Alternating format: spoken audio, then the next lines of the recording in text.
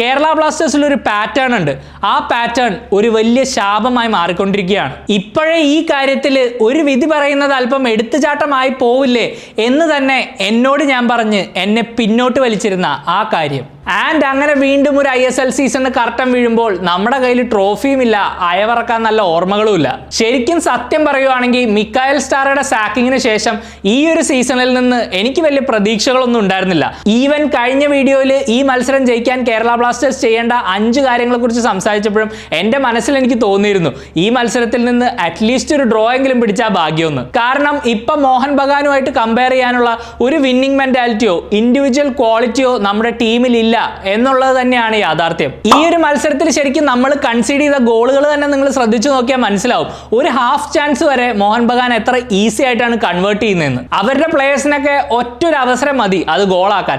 മാക്ലാറിനൊന്നും ഒരു ടച്ച് പോലും എടുക്കാണ്ടാണ് ബോക്സിൽ നിന്നൊക്കെ ഫിനിഷ് ചെയ്യണേ. ലിസ്റ്റൻ കൊളാസോയിലൂടെ പിറന്ന മോഹൻ ബഗാന്റെ ആദ്യ ഗോളിലും അവരുടെ രണ്ടാമത്തെയും മൂന്നാമത്തെയും ഗോളുകളിലും ആ പ്ലേയേഴ്സിന്റെ ഇൻഡിവിജ്വൽ ക്വാളിറ്റി എടുത്തു തന്നെ നിന്നു. ഇതിൽ നമ്മുടെ ഭാഗത്തും ചെറിയ വീഴ്ചകളൊക്കെ പറ്റിയിട്ടുണ്ട്. അത് ഞാൻ ഇനി പറയാൻ പോകുന്ന ഈ മത്സരത്തിൽ നിന്നും ഞാൻ ഏറ്റവും കൂടുതൽ നോട്ടീസ് ചെയ്ത 5 കാര്യങ്ങളിൽ ഉൾപ്പെടുത്താം. 5ാമത്തെ പോയിന്റിൽ ഈ കളിയിലെ ആദ്യ 20 മിനിറ്റിനെ കുറിച്ചാണ് എനിക്ക് സംസാരിക്കാനുള്ളത്. ശരിക്കും ഈ ഒരു 20 മിനിറ്റിൽ നമ്മുടെ പെർഫോമൻസ് കണ്ടപ്പോൾ എൻ്റെ എക്സൈറ്റ്മെന്റ് ലെവല് ഏറ്റവും പീക്കിലായിരുന്നു. പെപ്രയെ ലൈനപ്പിൽ ഇൻക്ലൂഡ് ചെയ്തുകൊണ്ട് നമ്മളൊരു 4-4-2 ലൈനപ്പിൽ തന്നെ ഇറങ്ങി. അതുപോലെ തന്നെ നല്ലോണം മോഹൻ ബഗാനെ നമ്മൾ പ്രസ് ചെയ്ത് അവരുടെ ഡിഫൻസിനെ വളരെ സമ്മർദ്ദത്തിലും ആഴ്ത്തി. ആൻഡ് ആ ഒരു ഓപ്പണിംഗ് 20 മിനിറ്റിൽ നമ്മൾ ക്രിയേറ്റ് ചെയ്ത ചാൻസസിൽ നിന്നും വളരെ ക്ലിയർ ആയിരുന്നു ഞാൻ കഴിഞ്ഞ വീഡിയോയിൽ പറഞ്ഞ പോലെ തന്നെ അവരെ പ്രസ് ചെയ്താൽ അവസരങ്ങൾ ലഭിക്കും എന്നുള്ളത്. അമാവിയുടെ ഷോട്ട് വിശാൽ കേത്ത് സേവ് ചെയ്തു. അതുപോലെ തന്നെ കോറുവിന്റെ 2 അറ്റംപ്റ്റുകൾ സുഭാഷിഷ് ബോസ് വളരെ വിദഗ്ധമായി ബ്ലോക്കും ചെയ്തു. മേ ബി അനദർ ഡേ ഇതിൽ ഏതെങ്കിലും ഒരു ഷോട്ട് വലയിൽ എത്തിയേനെ. പക്ഷേ ഫുട്ബോളിൽ ബട്ടും ഇഫും മേ ബി ഒന്നും പറഞ്ഞിട്ടില്ല. We have to deal with facts. And fact എന്താണെന്ന് വെച്ചാൽ നമുക്ക് അവിടെ ഒരു ഗോൾ കണ്ടെത്താനായില്ലെന്ന് മാത്രമല്ല മോഹൻ ബഗാന്റെ ആദ്യ ക്വിക്ക് കൗണ്ടറിൽ തന്നെ അവർ ലീഡ് എടുക്കുകയും ചെയ്തു. പിന്നെ ഒന്നും ഞാൻ അങ്ങോട്ട് പറയണ്ടല്ലോ, ഒരു ഗോൾ 2ആയി, 2 ഗോൾ 3ആയി, കളി നമ്മുടെ കയ്യിൽ നിന്ന് മൊത്തത്തിൽ പോയി. പക്ഷേ ആ ഒരു 20 മിനിറ്റ് കളിയിൽ നിന്ന് എടുത്ത് മാറ്റുകയാണെങ്കിൽ ഈ സീസണിലെ നമ്മുടെ ഏറ്റവും ബെസ്റ്റ് പെർഫോമൻസ് തന്നെയായിരുന്നു അത്. ഞാൻ ഈ പറയുന്നതിൽ വലിയ ലോജിക് ഒന്നും ഇല്ലെന്ന് എനിക്കറിയാം. കാരണം 20 മിനിറ്റ് കളിച്ചുകൊണ്ട് മാത്രം ഒരു ടീമും രക്ഷപ്പെടുകയില്ല, അവർ ജയം അർഹിക്കുന്നുമില്ല. പക്ഷേ ആ ഒരു 20-25 മിനിറ്റ് ഈ ലീഗിലെ ബെസ്റ്റ് ടീമിനെ നമുക്ക് വിറപ്പിക്കാനായെങ്കിൽ ഇതൊരു 90 മിനിറ്റിലേക്ക് കൺവേർട്ട് ചെയ്യുക എന്നുള്ളതാണ് അടുത്ത സ്റ്റെപ്പ്. ഇനി എന്തായാലും കേരള ബ്ലാസ്റ്റേഴ്സ് പുതിയൊരു കോച്ചിനെ അന്വേഷിക്കുമ്പോൾ നമുക്ക് 2 ഓപ്ഷനുകളുണ്ട്. ഒന്നില്ലെങ്കിൽ നല്ലൊരു മാനേജറിനെ കൊണ്ടുവരാം, അല്ലെങ്കിൽ കുറച്ചുകൂടെ ടാക്ടിക്കലായ ഒരു നല്ല സിസ്റ്റം ഒക്കെ ബിൽഡ് ചെയ്യാൻ പറ്റിയ ഒരു കോച്ചിനെ കൊണ്ടുവരാം. ഈ ഒരു കോച്ചിന്റെ സിറ്റുവേഷനെ കുറിച്ച് നമുക്ക് ആർക്കും ഇപ്പൊ വലിയ ക്ലാരിറ്റി ഒന്നുമില്ല. പുരുഷോത്തമൻ സാറും തോമസ് ജോർജും വന്ന് കുറച്ച് റിസൾട്ടുകളൊക്കെ തന്നപ്പോൾ നമ്മൾ ആ ഒരു ഒഴുക്കിൽ അങ്ങ് പോയി. പിന്നെ നമ്മുടെ ക്ലബിന്റെ ഒഫീഷ്യൽസ് പറഞ്ഞിരിക്കുന്നത് അവരിപ്പോൾ ഒരു സൈലൻസ് മെയിൻറ്റെയിൻ ചെയ്യുന്നത് അവർ ബാക്ക്ഗ്രൗണ്ടിൽ ഒരുപാട് വർക്കുകളായിട്ട് ബിസി ആയതുകൊണ്ടാണെന്നാണ്. ഈ വർക്കൊക്കെ എന്തെങ്കിലും ബലം കണ്ടാൽ മതിയായിരുന്നു. കാരണം തെറ്റ് ആർക്കും പറ്റാം, പക്ഷെ ആ ഒരു തെറ്റ് നമ്മൾ വീണ്ടും റിപ്പീറ്റ് ചെയ്യില്ല എന്ന് ഉറപ്പ് വരുത്തുന്നതിലാണ് കാര്യം. ഞാൻ ഇതൊക്കെ പറയാൻ കാരണം ഇനിയിപ്പോ അടുത്ത മാസം നമ്മുടെ സീസൺ ഏകദേശം അവസാനിക്കും. അത് കഴിഞ്ഞ് പ്ലെയേഴ്സ് എല്ലാവരും ഒരു ബ്രേക്കിനും പോകും. പിന്നെ പുതിയ കോച്ചിനെ അപ്പോയിന്റ് ചെയ്ത് പുള്ളി ഈ ഒരു സിറ്റുവേഷനിലേക്ക് വന്ന് ക്ലബിലെ റിസോഴ്സുകളെ അനലൈസ് ചെയ്തൊക്കെ വരുമ്പോഴത്തേക്കും ഒരുപാട് സമയമെടുക്കും. വ്യക്തമായ ഒരു പ്ലാനിങ് നമ്മുടെ ഭാഗത്തുനിന്ന് ഇല്ലെങ്കിൽ വീണ്ടും ഒരു മിക്കായൽ സ്റ്റാറെ സിറ്റുവേഷൻ ആയിരിക്കും നമ്മൾ ഫേസ് ചെയ്യാൻ പോകുന്നത്. പ്രീ സീസണ് മുന്നോടിയായിട്ട് ഒരു കോച്ച് വന്ന് തനിക്ക് ഒരു ധാരണയും ഇല്ലാത്ത കുറെ പ്ലേയേഴ്സിനെ ടേക്ക് ഓവർ ചെയ്ത് ഒരു ക്യാമ്പ് നടത്തി ഡ്യൂറൻ കപ്പും കളിച്ച് ISL വന്നാൽ എന്താണ് സംഭവിക്കുക എന്ന് സ്റ്റാറയിലൂടെ നമുക്കൊരു എക്സാമ്പിൾ ആയിട്ട് ഇപ്പോൾ മുന്നിൽ കിടക്കുന്നുണ്ട്. ആ ഒരു തെറ്റ് നമ്മൾ ആവർത്തിക്കാതിരിക്കട്ടെ. കാരണം ഈ ഒരു മത്സരത്തിൽ മോഹൻ ബഗാനെതിരെയുള്ള ആദ്യത്തെ 20 മിനിറ്റിൽ നിന്നും ഒരു കാര്യം വ്യക്തമാണ്.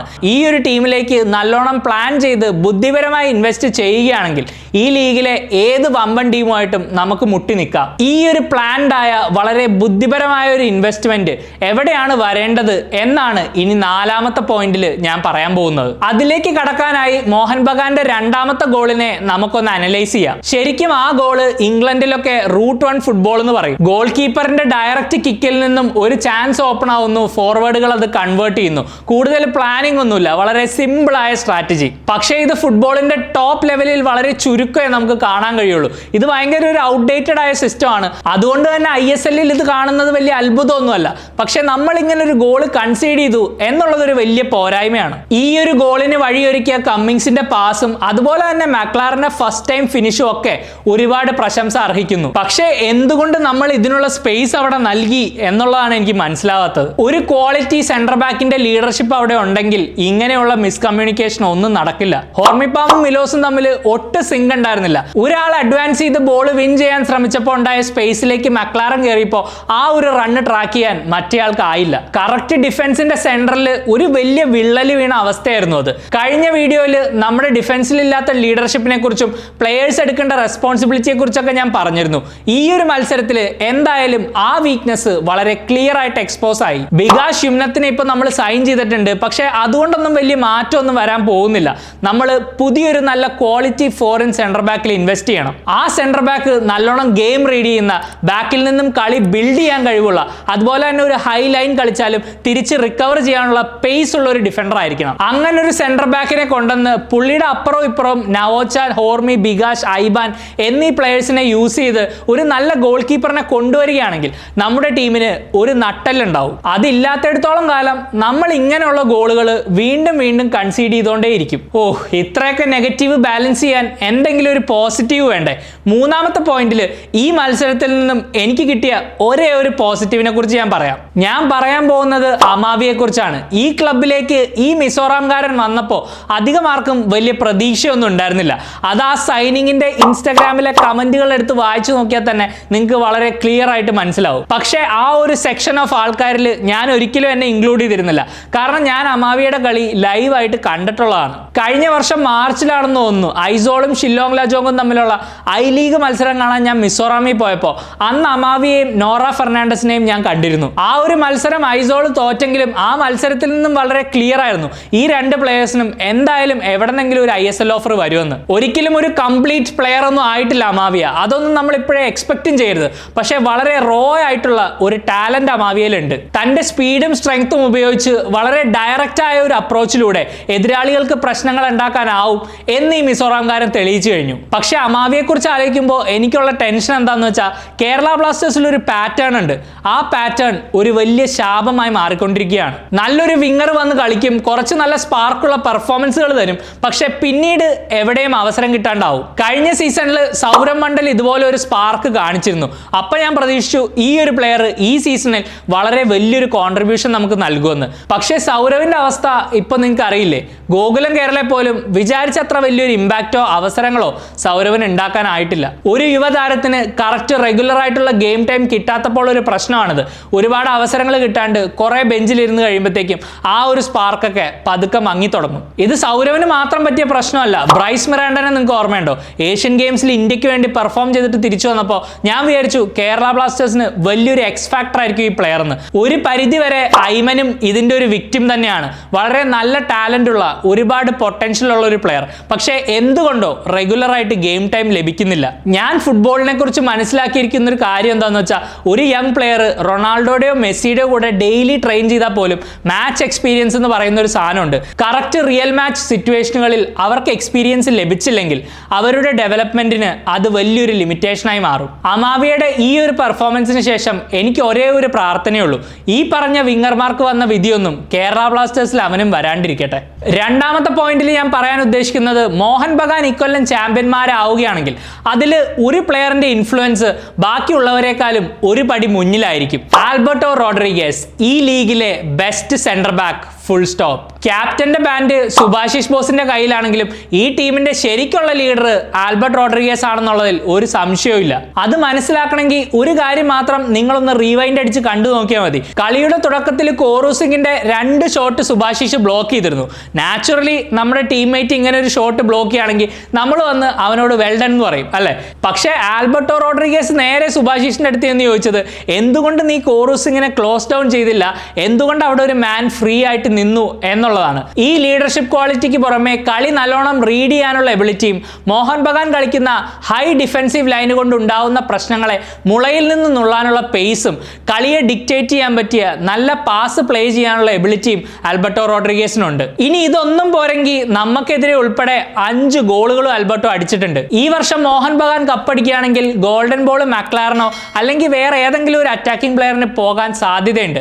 പക്ഷേ ആൽബർട്ടോ റോഡ്രിഗസിന് അത് കിട്ടുകയാണെങ്കിൽ it will be well deserved. ഇനി പോയിന്റ് നമ്പർ 1, ഒരുപാട് കാലമായിട്ട് പറയണ്ട എന്ന് വിചാരിച്ചിരുന്ന ഒരു കാര്യം, ഇപ്പോഴേ ഈ കാര്യത്തിൽ ഒരു വിധി പറയുന്നത് അല്പം എടുത്തുചാട്ടമായി പോവില്ലേ എന്ന് തന്നെ എന്നോട് ഞാൻ പറഞ്ഞ് എന്നെ പിന്നോട്ട് വലിച്ചിരുന്ന ആ കാര്യം. യെസ്, ദൂഷാൻ ലഗത്തോർ. ഈ ഒരു പ്ലെയറിനെ ജനുവരിയിൽ നമ്മളൊരു ട്രാൻസ്ഫർ ഫീ നൽകി ഹംഗേറിയൻ ഫസ്റ്റ് ഡിവിഷൻ ക്ലബ്ബിൽ നിന്ന് ഇങ്ങോട്ട് കൊണ്ടുവന്നിട്ടുണ്ടെങ്കിൽ അതിൽ എന്തെങ്കിലും ഒരു ലോജിക്ക് ഉണ്ടാവുമെന്ന് ഞാൻ വിചാരിച്ചു. ഹംഗറി പോലെ ഒരു രാജ്യമാണെങ്കിൽ കൂടി ഈ പ്ലെയർ യൂറോപ്പിലെ ഒരു ഫസ്റ്റ് ഡിവിഷൻ ടീമിൽ കളിച്ചുകൊണ്ടിരുന്ന ആളാണ്. അതുകൊണ്ട് തന്നെ അദ്ദേഹം കേരള ബ്ലാസ്റ്റേഴ്സിലേക്ക് വന്നപ്പോൾ ലൈനപ്പിലേക്ക് നേരെ കയറി വളരെ ഒരു ഇൻസ്റ്റന്റ് ഇമ്പാക്റ്റ് ഉണ്ടാക്കുമെന്ന് നമ്മൾ ഓരോരുത്തരും പ്രതീക്ഷിച്ചിരുന്നു. പക്ഷേ എന്താണ് സംഭവിക്കുന്നതെന്ന് എനിക്ക് മനസ്സിലാവുന്നില്ല. വെറുതെ അവിടെ ഇവിടെയും 10-20 മിനിറ്റ് കളിക്കാനാണെങ്കിൽ ഈ പ്ലെയറിനെ ഇത്ര കഷ്ടപ്പെട്ട് എന്തിനാണ് ഇവിടെ കൊണ്ടുവന്നത്? ലഗത്തോർ ഒരു മോശം പ്ലെയർ ആണെന്നല്ല ഞാൻ പറയുന്നത്, പക്ഷെ പുള്ളിയെ ജഡ്ജ് ചെയ്യാനുള്ള അത്രയും മിനിറ്റ്സ് പോലും പുള്ളി കളിക്കുന്നില്ല. നമ്മൾ ഈ നടത്തിയ ഇൻവെസ്റ്റ്മെന്റ് ഒരു വലിയ റിസ്ക് ആയിട്ട് മാറിക്കൊണ്ടിരിക്കുകയാണ്. കാരണം ഈ സൈനിങ് വരുന്നതിന് മുമ്പ് വരെ നമുക്ക് എല്ലാവർക്കും ക്ലിയർ ആയിട്ട് അറിയായിരുന്നു ഒരു സെൻട്രൽ ഡിഫൻസീവ് മിഡ്ഫീൽഡറുടെ അഭാവം നമ്മുടെ ടീമിൽ ഉണ്ടായിരുന്നെന്ന്. പക്ഷെ അങ്ങനെ ഒരാൾ വന്നിട്ടും അദ്ദേഹം റെഗുലറായി സ്റ്റാർട്ട് ചെയ്യുന്നില്ല എന്നുള്ളത് എന്ത് വലിയ കോമഡിയാണ്. ഓക്കെ, ശരി, നമുക്ക് വർക്ക് ചെയ്യുന്ന ഒരു സിസ്റ്റത്തിലേക്ക് ഇങ്ങനെ ഒരു CDMനെ കൊണ്ടുവരണ്ട എന്നുള്ള തീരുമാനമാണെങ്കിൽ ലഗത്തോറിനെ നമുക്ക് വേണമെങ്കിൽ സെൻട്രൽ ബാക്കിൽ ട്രൈ ചെയ്തൂടെ? അതും നമ്മൾ ചെയ്യുന്നില്ല. എന്തായാലും ഈ സീസണിൽ ഇനി നമുക്ക് നഷ്ടപ്പെടാനൊന്നുമില്ല. ഈ ടീം വൈകാതെ തന്നെ അഴിച്ച് പണിയേണ്ടി വരും. അപ്പോൾ ഇങ്ങനെ ഒരു പ്ലെയറിനെ റെഗുലറായി കളിപ്പിച്ച് അദ്ദേഹം നമ്മുടെ ടീമിന് പറ്റിയ ഒരാളാണോ എന്ന് ടെസ്റ്റ് ചെയ്യേണ്ട ഒരു ഉത്തരവാദിത്വം നമുക്കില്ലേ? അല്ലാണ്ട് 10-20 മിനിറ്റും ഈ പ്ലെയറിനെ ഇങ്ങനെ കളിപ്പിച്ചിട്ട് നമുക്ക് അതിൽ നിന്ന് എന്ത് ക്ലാരിറ്റിയാണ് കിട്ടാനുള്ളത്? ഇതൊരു ഫിറ്റ്നസ് ഇഷ്യൂ ആണെന്ന് വിശ്വസിക്കാൻ എനിക്കൊരു ഇത്തിരി ബുദ്ധിമുട്ടൊക്കെ ഉണ്ട്. കാരണം ഇത്രയും റെഗുലർ ആയിട്ട് ഈ സീസൺ കളിച്ചുകൊണ്ടിരുന്ന ഒരു പ്ലെയർ പെട്ടെന്ന് ഇങ്ങനെ ഒരു ലോവർ ലെവലിലേക്ക് വന്നിട്ടും അയാൾ അഡ്ജസ്റ്റ് ചെയ്യുന്നില്ല എന്നുള്ളതിൽ എന്തോ ഒരു മിസ്റ്റേക്ക് ഇല്ലേ? പണ്ട് ലഗത്തോർ കളിച്ചിരുന്ന ക്ലബിന്റെ കുറെ ഫാൻസ് ഒക്കെ പുള്ളിയെ വിലയിരുത്തിയ കാര്യങ്ങളൊക്കെ ഞാൻ വായിച്ചപ്പോൾ മനസ്സിലായത് ഇദ്ദേഹം വളരെ ടെക്നിക്കൽ എബിലിറ്റി ഒന്നും ഉള്ള ഒരു പ്ലെയർ അല്ല. അതുകൊണ്ട് തന്നെ ഇനി വരാൻ പോകുന്ന ഒരു കോച്ച് ചിലപ്പോൾ ഈ പ്ലെയറിനെ പ്രിഫർ ചെയ്യണമെന്നില്ല. അങ്ങനെയാണെങ്കിൽ ഈ ഒരു ഇൻവെസ്റ്റ്മെന്റ് കൊണ്ട് എന്താണ് നമുക്കൊരു ഗുണം?